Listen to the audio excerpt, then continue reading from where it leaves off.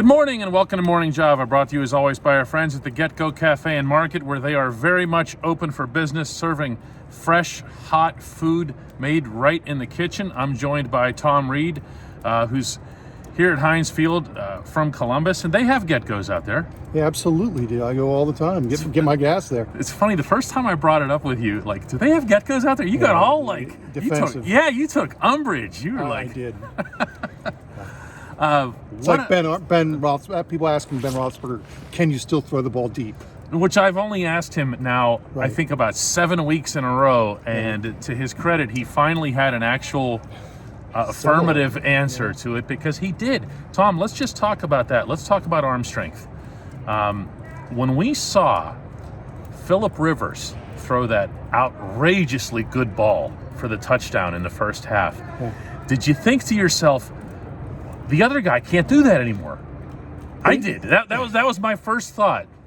It had been a while. I mean, it had been a long time, and then early in the second half, he makes the really nice throw to Claypool, and you're thinking, okay, maybe he's going going downfield. Yeah, he's going to get going. And then at the end of that drive, though, he has two passes that he just doesn't get enough zip on, and they end up turning the ball over on downs. Yeah. Which to me, that just drive right at the goal line just was all the problems we've seen in the last 4 or 5 weeks. Can't run the ball, won't run the ball, can't make plays with enough zip, and receive it. That Claypool drops one at the goal line, and I'm like, this is a microcosm of what they're doing. And then they turn around and just dominate down the stretch. Yeah, I have mixed feelings about that drive that you're citing, because I know how frustrating it must have been for them. I know how frustrating it must have been for everybody watching. But at the same time, I thought, there it is. Oh, just question. do that. Just do that thing that you just did, and you'll be fine. And it backs defenses off. It did. Tom, you saw their safeties go back. Right. You saw the linebackers, that excellent linebacking core that Indianapolis has. All of a sudden, had to do some of this. Well, what else they had to do? They had to start holding and pass interferences. I think in the second half, the second half of the second half, 3 pass interferences and a defensive holding.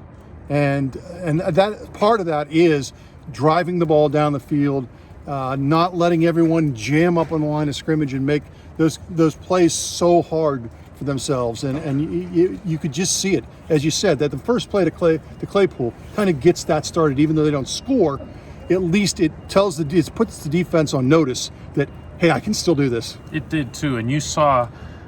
When I did bring up with Ben about throwing the ball downfield, he immediately, because he loves to do this, changed the subject to the receivers making plays.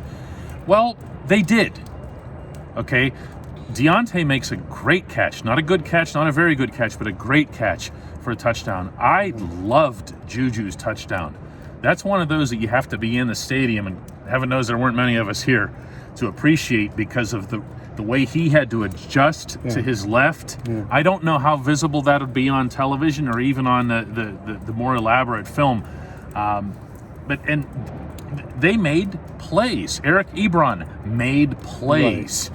Right. That's okay too. This is why we've been saying all along that it isn't just Ben. It's been everything with this offense. Yeah, and that's a good point. I think the headline tomorrow will be Ben, but the two guys you just mentioned, Deontay Johnson, who finally, in the second half of last game, started to come out of it, right? He's leading the league in drop passes. He makes plays today. Juju with the TikTok stuff, all of the stuff that he went through last week, he makes big plays today. He was close to 100 yards in receiving, I think. Beyond it, as you said, a really good, contested, tough touchdown there. So some other guys besides Roethlisberger got it going for them.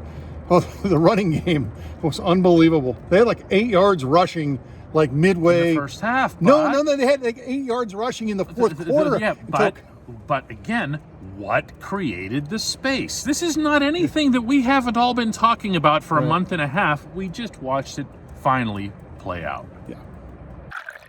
Switching to the other side of the ball, Tom, the defense had its moments where you kind of doubted things a little bit. You kind of had to.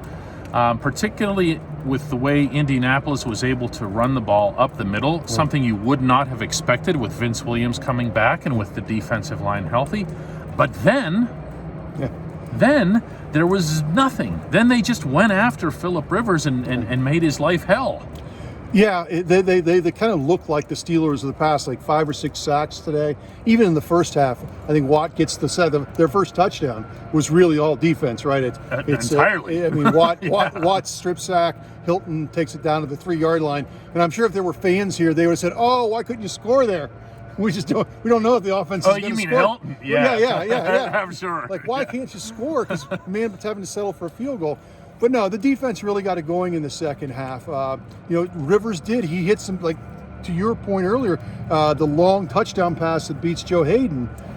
He had it going on, and the Steelers finally started getting to him. He's very immobile. He's like Kozarian. I mean, he's 39, I know. although I would never call anyone Kozarian. He's Kozarian. Does anybody even know what that means? That's Bernie Kosar reference, Cleveland reference. Yes, and although Kosar was Kozarian even in his prime. Yeah, but they started to get to him. The defense started to make some big plays, and they kept getting off the field, and you could just feel the momentum. The offense starts getting into rhythm. They really started picking up the pace of the game. Roethlisberger was saying I think he thought that was part of it. But the defense did start to make some big plays, and that helped get them home. And I have to single out one individual when it comes to making those big plays, and believe it or not, it's not T.J. Watt. Mike Hilton is in his own way becoming a star in the NFL. No one's ever going to talk about him outside Pittsburgh. He's a nickel back or a slot corner, and the gentleman standing next to me profiled Mike Hilton and spoke with a lot of people about the nickel corner position, and wow, did that end up foretelling the story today, because he was everywhere. Yeah. Think about the play he made at the end for the interception. He's clear downfield. You never know, if you're an offense, where Mike Hilton's going to line up. Right. Yeah, that was like a Willie Mays basket. Right, it was right. In stride. It was just in stride. Yeah, I think one of the things with Mike Hilton and watching all the games this year, he was off to a great start to the season, right? And he got hurt. Yes. He hurt his shoulder, and he was still playing okay. But today, this looked He like let it fly, This man. looked like the He Mike just Hilton did. that we saw Yeah. early in the year. And there was a lot of that last week too, in fairness, Yeah. in Cincinnati. Yeah. He is just. I think of Mike Hilton always for that training camp, that first training camp of his in Latrobe, when he's yelling over to Mike Tomlin on the sideline, too small, meaning he's too small to make the team. Because Right. then all he'd do is he'd go make a play, and then he'd get up and he'd dust himself off, and he'd look back at Tomlin and go, too small. That's fun. That's pure football. That's stuff that you can't see with your eyes at the scouting combine. You Right, just can't. Yeah. He's a football player. Yeah, he's one of those guys that aren't going to impress you with his straight line speed. He's fearless, and that's the thing about him. He'll stick his nose in there ever. There was a couple other plays where he almost collided with his own guys. He's just trying to break up plays today. But they need that without Bud, because Bud is that guy too. Bud Dupree is that guy. He'll just, and I think we saw Alex Highsmith come of age a little bit in this game as well, from first half to second half. First half, when I would isolate on Highsmith, and again, this is just live and watching the games, not replays, not studying film. When I isolated on Highsmith, I saw somebody who was trying to complete an X or an O instead of just wrecking things. And in the second half, he got around to wrecking things, and Highsmith, it should be noted, was the one who back pressured Rivers on the Hilton interception. Right, yeah. Wait, did the Browns lose? Yes, they did. They lost to the Jets? Yes, the Jets are hot. The Jets are hot. Now, hey, if not for Greg Williams, they may have won 3 out of 4. So, oh boy, break up the Jets, and they will be broken up in about 2 weeks. Oh my goodness. Well, yeah, that was there were reports that Adam Gase was going to get fired Monday morning if the Jets had lost. So they go out and they beat the Browns, who, by the way, had no receivers and all this other stuff. Right. At any rate, between that outcome and this outcome, the game in Cleveland, which looked like it was going to be something that was falling from the heavens in terms of scope, now means completely nothing. I didn't even mention Kansas City clinching the bye. I mean, the Steelers are locked where they are. Right, yeah. It means nothing to one team. It's going to mean a lot to the other team that about 2 weeks ago thought they had like a 92% chance of making the playoffs. Wow, what theater in Cleveland, though, trying to make the playoffs for the first time since 2002, and their arch nemesis is the team that could knock them out. We just don't know how many of the arch nemesis No, when you say arch play. nemesis, you mean Mason Rudolph, right? That's what you're referring to, No, isn't it? I'm not. Okay. But I mean, some scripts write themselves, right? Oh. I think if you and I are sitting here right now, standing here right now, you'd have to think Ben Roethlisberger gets a week off. Oh, I think you're going to see. Now, this is not based on, believe me, Mike Tomlin wasn't about to have that discussion. Right. As he put it, Put when his that t-shirts came on. up, he said something, we're wearing our hats and our T-shirts tonight, and that's it. Right. But you're looking at T.J. Watt limping off the field once in this game. You're looking at Marquise Pouncey and his age. I think you got to look at this defensive line, Cam Hayward and Stephon Tuitt, and you got to cut these guys a break. And I'm going to say it again: the game means nothing. That doesn't mean you sit everybody. You really technically can't do that. But one of the things with the COVID regulations is you can dress a couple of extra players, and you can use someone like Jaron Elliott, who did get action in this game at OLB. Those are the kinds of players I think you'll see out there. When looking at the rest of the AFC and with the way the Dolphins have thrown a wrench into it for everyone, Fitzmagic and all that other stuff, for the Browns, this is still a big deal. Oh, it's a huge game for them. I mean, they because Indianapolis is probably not going to lose to Jacksonville. That's their next opponent. Baltimore is rolling right now.